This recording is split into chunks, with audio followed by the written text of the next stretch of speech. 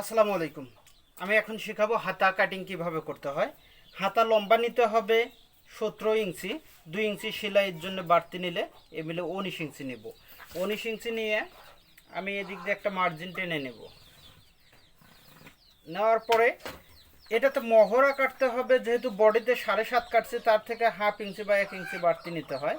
1/2 ইঞ্চি বাড়তি নিলাম, নিয়ে এই দিক দিয়ে দাগ দিলাম। এটা হলো 3.5 ইঞ্চি, 3 3.5 নিলেই চলে। আর এদিকে হবে মুহুরি, মুহুরি 5.5 টিকাবো বা 6 টিকাবো। 1 ইঞ্চি বাড়তি নিলে 6.5 ইঞ্চি হয়ে যায়। এই জায়গা থেকে একটু শেপ দিয়ে